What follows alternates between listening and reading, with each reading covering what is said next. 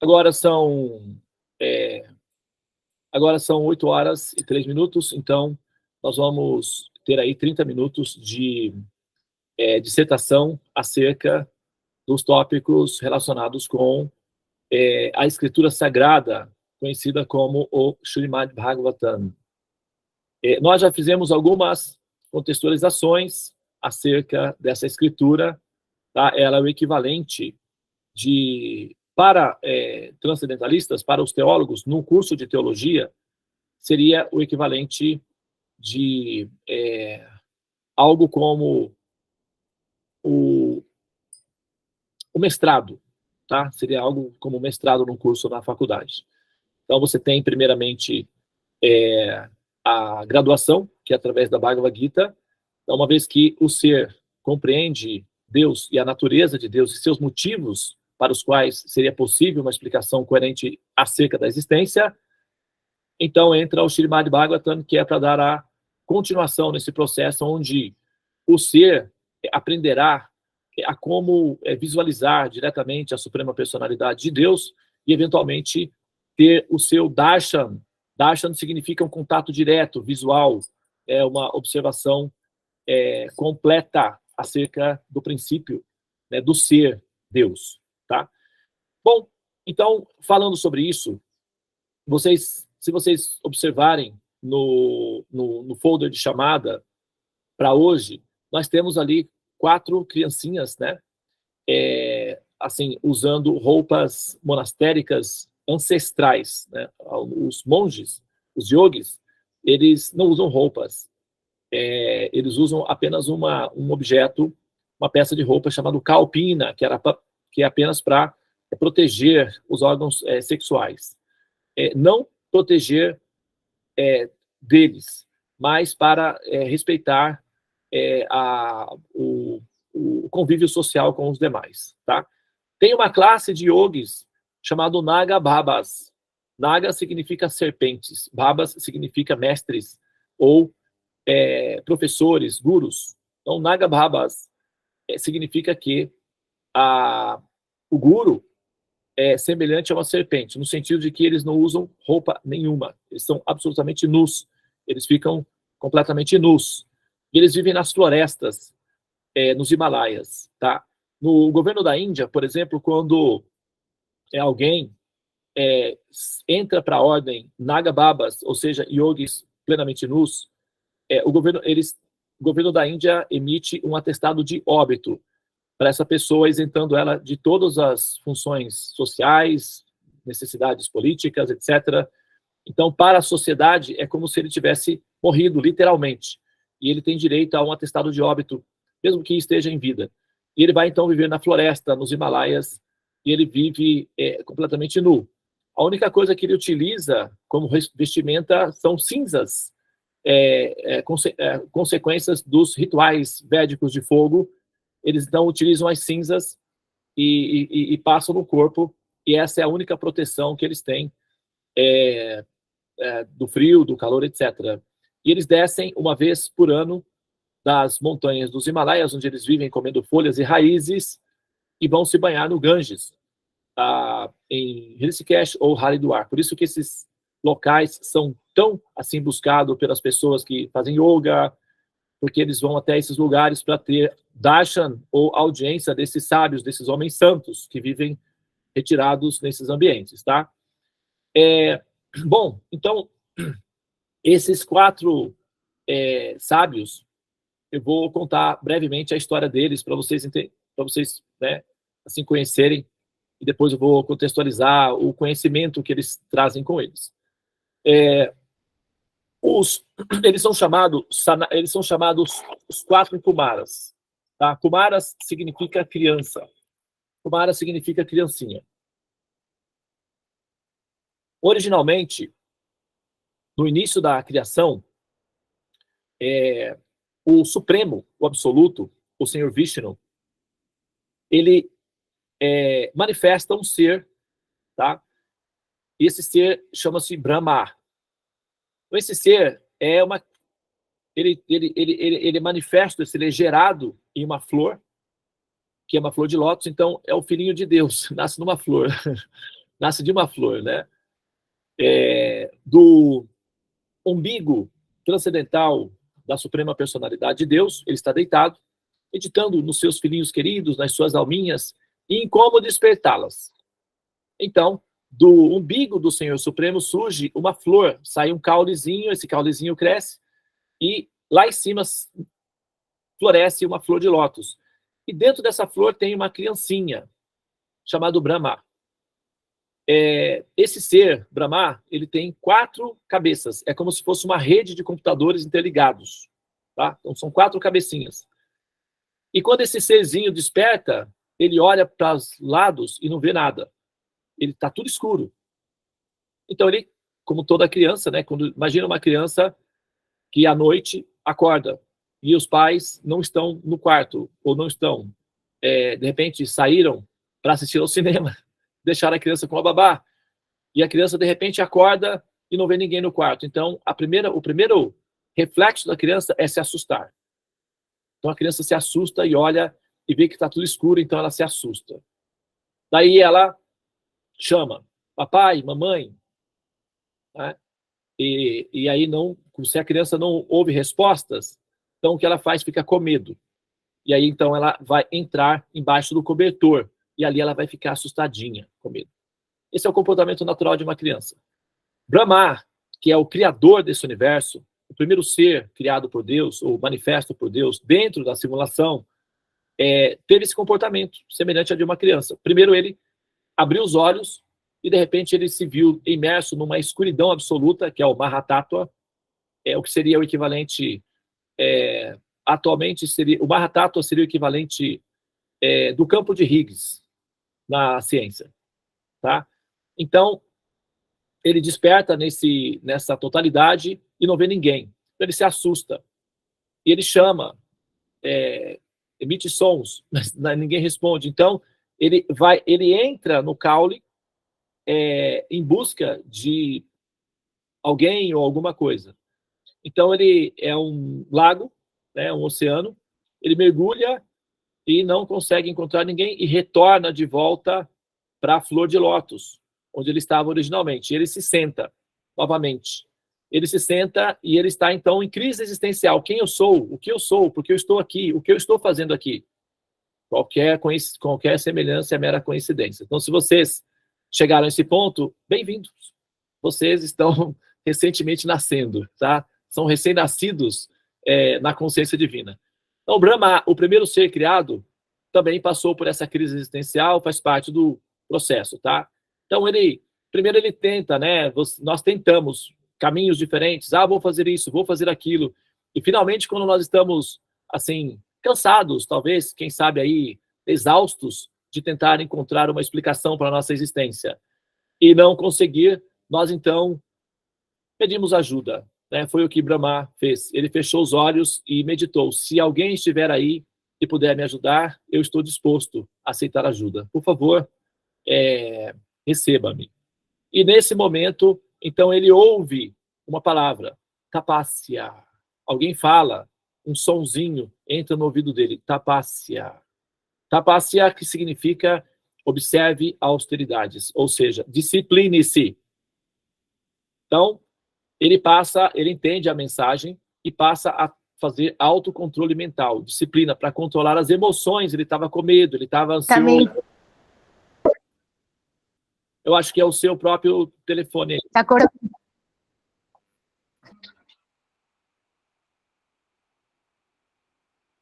Deve, tem que ver se não é o seu mesmo, tá? Que pode ser o seu mesmo que está cortando, tá bom? Tá?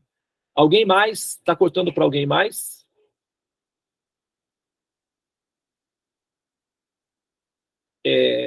Talvez, Naíse, você pode responder? Aqui tá bom. Tá bem? Tá bem, Dave. Então é com o seu, tá? Se acontecer de novo, você manda mensagem aqui pelo telefone para não interromper aqui a gravação, tá bom? Que aí eu vou manter aqui aberto. Qualquer coisa eu fico atento aqui, tá bom? Muito bem. Então, nesse momento, ele entendeu que ele estava ansioso, estava com medo, estava confuso, estava perdido, e ele precisava fazer, então, o seu caminho não externo, que ele tentou encontrar uma solução externa, um caminho interno de autocontrole. Ele passou a praticar yoga, meditação, autocontrole. E nesse momento, após algum tempo, observando o autocontrole, o seu samadhi, finalmente, após algum tempo na prática, ele então recebe uma visita. O próprio Senhor Supremo aparece diante dele. Ele abre os olhos e o Senhor Supremo diz para ele: você é meu filho querido e meu amigo. Eu estou precisando que você me ajude numa missão muito importante, despertar as almas. São minhas filhinhas, estão todas adormecidas. E eu preciso que você me ajude a criar as formas onde elas despertarão. As suas cabeças são funcionais. Delas, o conhecimento védico serão instalados, florescerão, já estão instalados. E com esse conhecimento que eu estou transmitindo a você, você será capaz de criar as formas e preencher o Mahatattva, que é o universo, com as diferentes estruturas nas quais as almas que estão em meu coração ocuparão e povoarão. Por favor, faça isso e eu serei eternamente agradecido, e em breve você estará comigo em minha morada. Então, Brahma, encantado pela beleza, formosura, gentileza e graciosidade do Senhor Supremo, aceita então a missão no coração, e o Senhor aperta as mãos de Brahma e diz: você é meu querido amigo, por favor, mantenha o seu foco na sua missão. E desaparece nesse momento. Então, Brahma passa a pensar: e agora? E agora, José? Então, bom no bom, todo mundo é bom. Dizer que eu vou fazer na hora que a gente está empolgado, nós dizemos, né? Mas depois, como fazer a manutenção dessa promessa? Ele, então, começou a explorar a relação da simbiose entre as cabeças, fazer experiências, né? Alquimia com a própria interação, 4 inteligências. E nesse mecanismo, como Brahma é o equivalente de um ser, civilização nível 7, um ser da civilização nível 6 na escala Kardashev. Seres da civilização nível 6 têm capacidades, quase nível Deus. E Brahma é um ser de nível 6, de civilização nível 6 da escala Kardashev. Para quem não conhece a escala Kardashev, procure, né, orientações no YouTube, vídeos que expliquem, que vocês saberão o que significa. Escala Kardashev, o russo que fez uma apresentação da probabilidade matemática da possibilidade da existência de civilizações superiores, inclusive de uma civilização nível Deus. Então, e os cientistas utilizam essa escala para fazer pesquisas. Muito bem. Então, Brahma, ele passa a utilizar a energia à disposição. E através da utilização da energia, ele pensa em criar formas. Só que, a exemplo do pai, como é a história, né? Filho de peixe, peixinho é. O pai dele, o próprio Senhor Vishnu, o criou mentalmente, a partir de uma meditação. Então, ele também pensou em criar filhos mentais para ajudá-lo na missão, né? E os primeiros que ele criou, saiu da mente dele 4 criancinhas. 4 criancinhas. Então, da mente de Brahma, na meditação, surgiram na frente dele 4 criancinhas. Essas 4 criancinhas eram, então, os 4 Kumaras.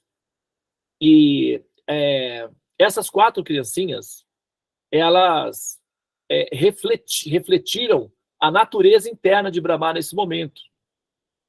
Ele era inocente, ele não tinha tido contato ainda com os Big Brothers da vida, porque, assim, quando você não tem filhos, não é uma coisa, depois que você tem, aí muda tudo. Então, ele estava completamente inocente, ele gerou esses quatro seres que ele queria gerar ajudantes, auxiliares. Aí saiu 4 criancinhas. Essas 4 criancinhas, chamadas Kumaras, disseram para ele: querido pai, nós decidimos que nós não vamos... Porque aí Brahma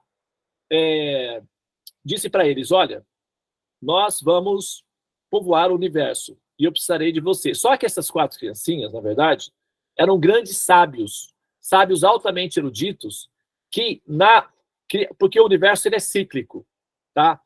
E a dimensão védica admite o processo cíclico do universo. Então, é o tempo de uma respiração de Deus. Ele expira, os universos se manifestam. Ele inspira, os universos voltam para dentro do corpo do Senhor. É como teia de aranha. A aranha, ela tece a teia dela com os fiozinhos. Depois, ela puxa tudo de volta para dentro do corpinho dela. Então, ela fica fazendo isso daí, esse processo de reciclagem contínua. O Senhor Supremo, ele também faz isso. Ele expira os universos, os multiversos, as centenas infinitas de universos se manifestam. Ele inspira, os multiversos são todos recolhidos para dentro do corpo dele. Então, durante uma expiração do Senhor Supremo, as almas que conseguem a liberação despertam na transcendência, na morada do Senhor Supremo. E as almas que não conseguem a perfeição retornam para o corpo do Senhor e ficam em stand-by, adormecidas, até a próxima expiração. Então, esse processo é infinito. Tá? Ele acontece desde tempos ilimitados.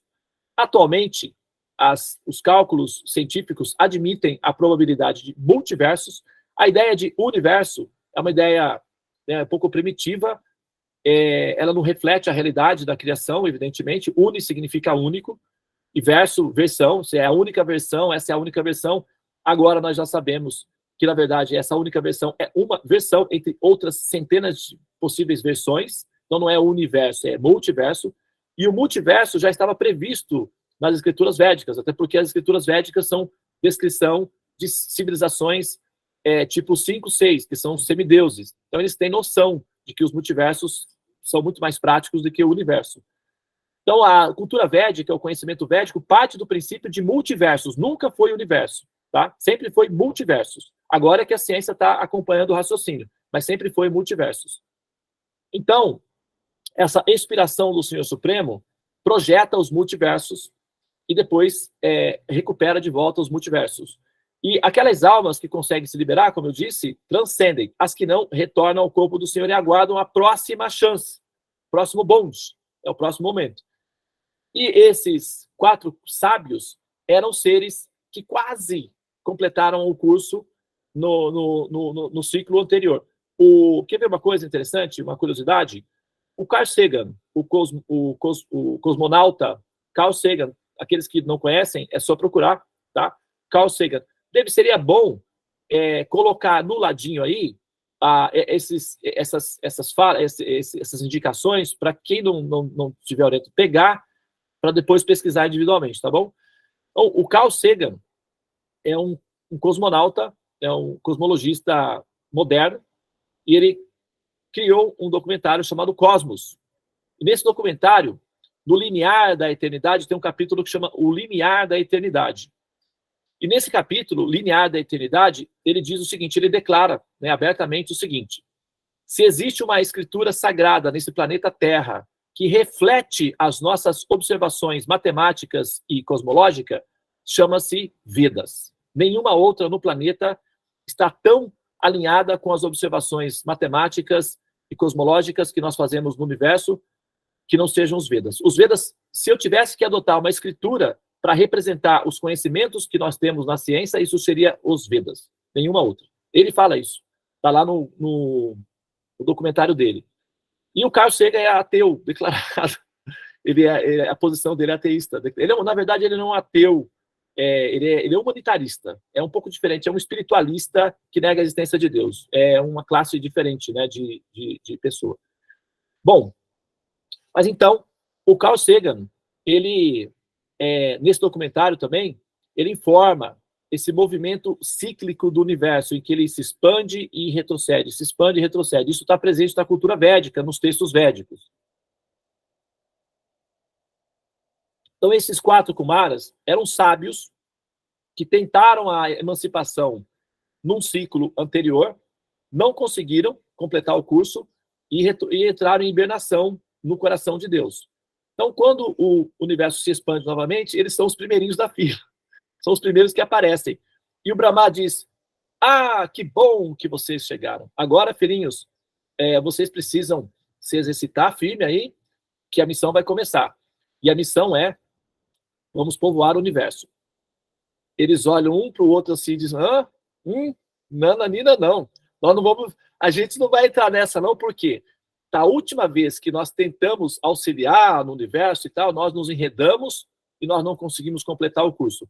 Nós decidimos que dessa vez a gente vai permanecer criancinhas.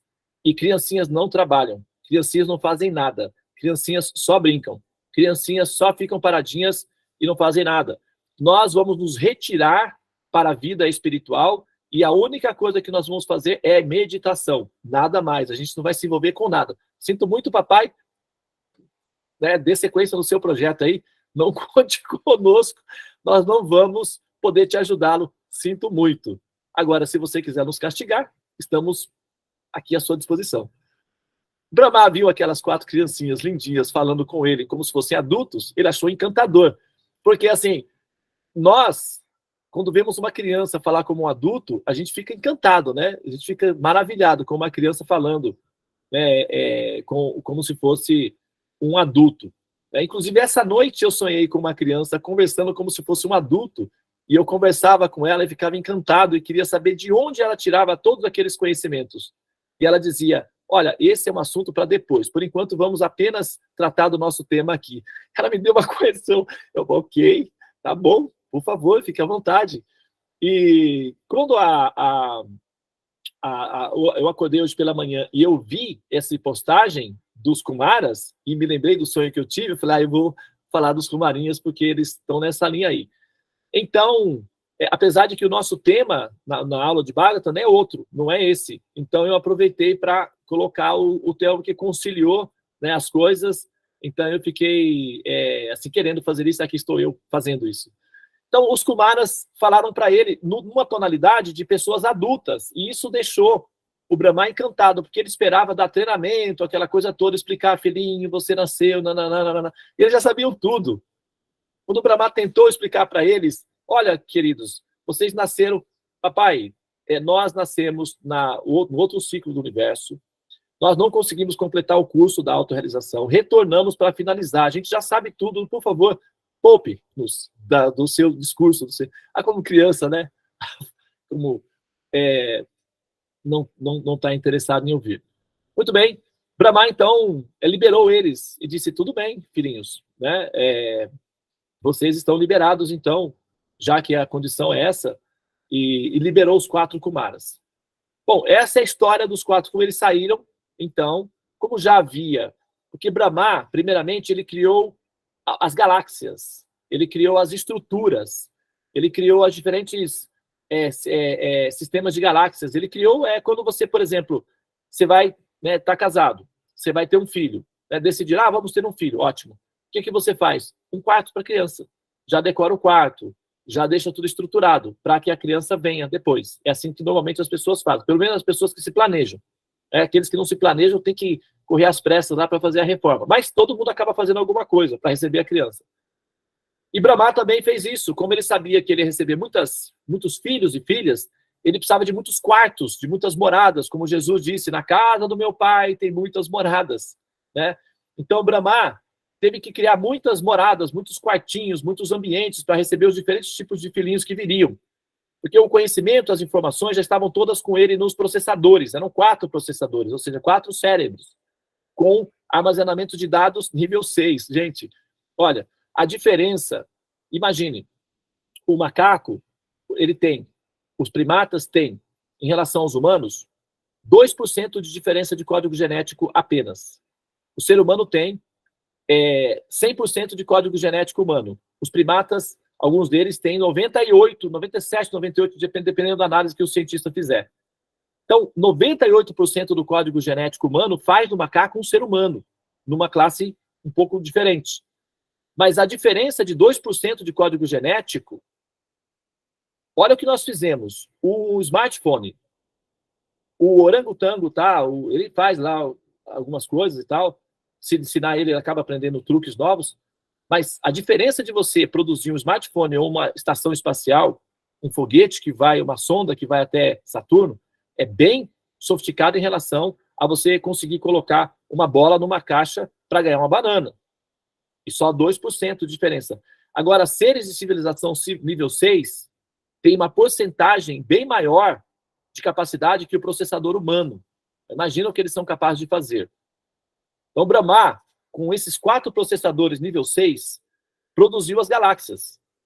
Com o Mahatattva. O que são as galáxias, os planetas? É o acúmulo de energia. Você desacelera a energia e concentra elas em diferentes formas. É manipular a energia. E Brahma fez isso manipulando o aplicativo, que é a matemática disponível no universo. Ele reduz a matemática, desacelera no tempo e forma as formas. E o que ele fez foi criar as diferentes galáxias. E a estrutura era rudimentar. Então, agora precisava das formas físicas para povoar essas galáxias. E ele, então, gerou os Kumaras. E os Kumaras disseram não.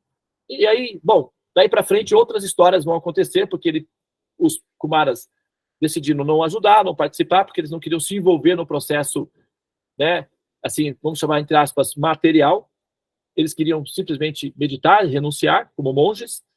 E Brahma teve que gerar outros filhos mentais, como, por exemplo, um exemplo de um filho mental para nós aqui seria Jesus Cristo, né?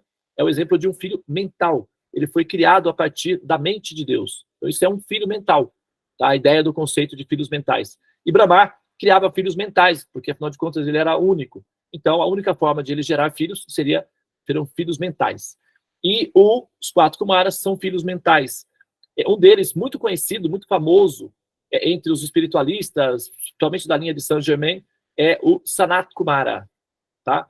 Então, eles fazem o download do arquivo Sanat Kumara e utilizam essa relação com o Sanat Kumara para viabilizar a espiritualidade deles, ok?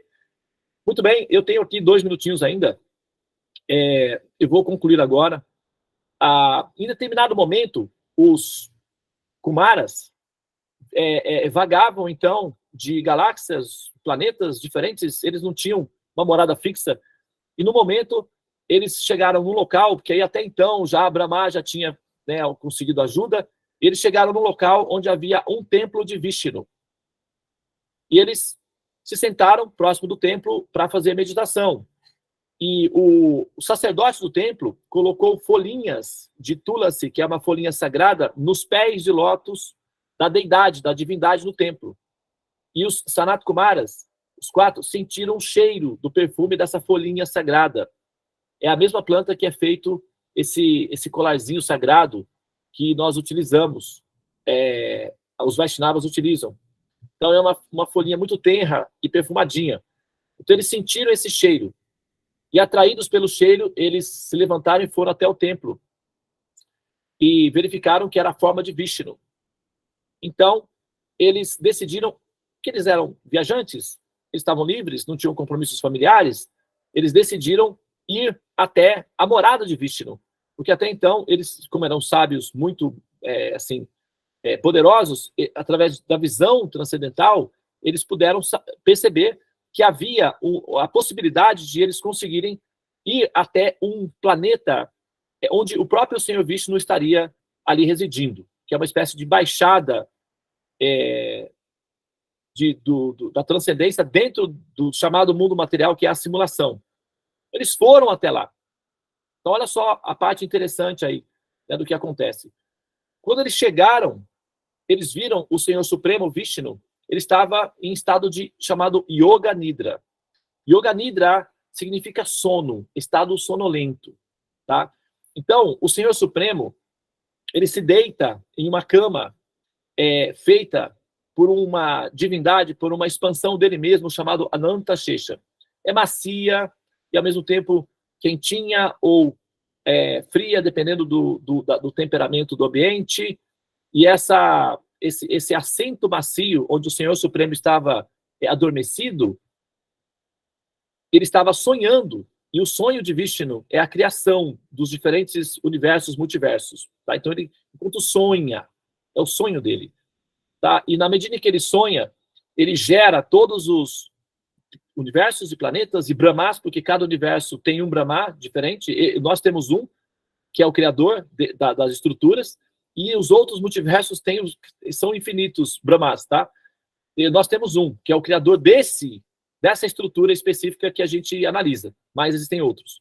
Então, quando os Kumaras chegaram até Vishnu, e ele estava com os olhos semicerrados, meditando nas suas alminhas, que são seus filhinhos e filhinhas queridas, e desejando que elas despertem para vê-las, né, vivenciando a experiência do relacionamento amoroso com ele, que é quando um pai ou uma mãe sempre gosta de conversar com seus bebês, né? Eu me lembro que eu trabalhava e meu filho era recém-nascido. Então eu saía de manhã, ele estava dormindo. Quando eu voltava do trabalho, ele estava dormindo. Eu pensava, nossa, então eu nunca vou poder falar com ele, então desse jeito aí vai ser um alienígena. Eu nunca vou poder falar com ele, não. Aí, quando eu vinha no horário do almoço, para almoçar, ele também estava dormindo. Eu falei, mas essa criança só dorme. Não, tem que acordar. Aí eu acordava, eu fazia gracinhas para o bebê acordar, o meu filho acordar, para eu poder ver ele olhando para mim, tentando falar comigo. Inclusive, esse processo foi tão radical na minha vida que a primeira palavra que ele falou não foi mamãe, foi papai. Aí a minha esposa chorava, chorava. Ah, como que ele vai falar papai? Ele olhava para ela e falava papai. Ela chorava. Porque eu queria interagir, eu queria conversar, eu queria ouvir, eu queria ver ele interagindo comigo, que era a parte gostosa.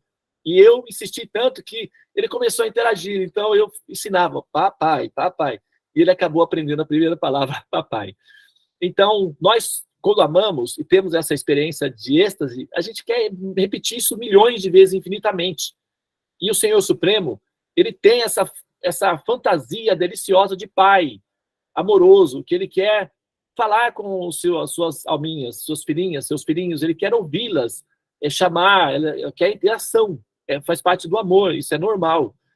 Então, ele medita no processo de maturação dessas alminhas para que elas despertem e o reconheçam como papai amoroso e, finalmente, olhe para ele. Essa é a ideia, entendeu? É simplesmente um momento de amor. E os Kumarinhas chegaram nesse momento. E quando eles chegaram próximo de Vishnu, eles reconheceram a divindade suprema, Vishnu. Então, eles fizeram com a mãozinha e entoaram o nome de Vishnu. Om Namo Vasudevaya. Prestaram reverência, e quando eles prestaram reverências, chamando o Senhor Supremo de Vasudevaya, o Senhor Supremo abriu os olhos suavemente e olhou para os Kumarinhas. Quando ele olhou para os Kumarinhas, os Kumaras floresceram de amor e felicidade. E Vishnu, então, sorriu. Primeiro contato com os Kumaras. Eles ficaram imensamente felizes. O que eles fizeram? Correram para ele e abraçaram ele, como criancinhas, quando vê a mamãe, que foi para a feira, demorou, estava com saudades, quando volta, corre todo mundo e agarra. Foi exatamente o que eles fizeram. Correram na direção de Vishnu e se agarraram nele, né, como criancinhas, subiram nele, todos os quatro, abraçando Vishnu, e ele, então, se deliciou de amor, brincando com seus filhinhos, os Kumaras, que eram grandes sábios, almas liberadas, e assim eles permaneceram conversando entre si. E na descrição, quando se vai falar esse momento, na Escritura Sagrada, quando a Escritura Sagrada descreve esse momento, diz assim: e o Senhor Supremo, por compaixão ao progresso espiritual dessas grandes almas, os sábios, quatro Kumaras, decidiu, por compaixão, abrir os olhos. E ao abrir, experimentou enorme êxtase ao ver as suas almas liberadas o reencontrando. Então, esse processo dos quatro Kumaras explica mais ou menos como é a nossa descoberta. A gente vai vagar pelo universo até encontrar pessoalmente o Senhor Supremo. E nesse momento, quando o Senhor Supremo abre os olhos e nos reconhece, ou nos vê, ou nos enxerga, ou quando nós abrimos os nossos olhos e conseguimos enxergar o Senhor Supremo, então o contato é profundo e o êxtase da felicidade do amor se manifesta. Ok? Então essa é a nosso Dharma, a nossa missão, mostrar, através das escrituras védicas, como é que esses passos podem ser dados por qualquer entidade viva, tá? Por qualquer entidade, todas. Cada entidade viva, cada uma de nós, almas, temos uma relação pessoal com o Senhor Supremo, tá? E essa relação primeira, iniciante, é de criancinhas, de filhinhos. Por isso que Jesus mencionava, o reino de Deus pertence às crianças. Então, assim, a necessidade de nós mantermos a nossa inocência, a nossa pureza, e isso facilita no encontro com o Senhor Supremo, porque o sonho de Deus é ter esse primeiro contato com suas criancinhas. Então, se a gente se faz de muito adulto, muito poderosos, muito grandiosos, nós quebramos essa, vamos dizer, essa imaginação do Senhor. E, ao mesmo tempo, não funciona muito bem, porque adultos costumam ser ressentidos, às vezes, né, traumatizados, com muitos problemas e tal. Então, a ideia é recuperar a nossa inocência interna, a criança, né, a chamada criança interior, e, assim, recuperadas, rejuvenescidas ou recicladas, renascidas, né, no amor, na pureza e no amor. E para ajudar isso daí, quem sabe o Gonzaguinha, né, poderia ser uma boa solução para nós, porque assim, eu fico com a pureza da resposta das crianças, é a vida, é bonita e é bonita. Então, é isso aí, ok? Sugiro Gonzaguinha. Para entender os Kumaras, os sábios liberados, por favor, ouçam o Gonzaguinha que vai ajudar, tá? Eu fico com a pureza da resposta das crianças. É bonita e é bonita. Hare Krishna. Namastê. Bom, passei um pouquinho aí, 10 minutinhos, tá? Mas eu acho que histórias são histórias, né? E não tem como, né, assim, você fechar o capítulo sem terminar a história. Então, quer dizer, essa história continua, né? Brahma depois vai ter vários problemas por conta dos monte de filhinhos que ele arranjou. Então, faz parte. Mas eu não vou entrar nesses pontos aí agora não, tá? Eu vou dar uma pausa. E, bom, se quiserem fazer algum comentário, alguma observação, fiquem à vontade, tá? A gente vai entrar para a próxima etapa, que é a Torre dos Mantras, tá? Hare Krishna.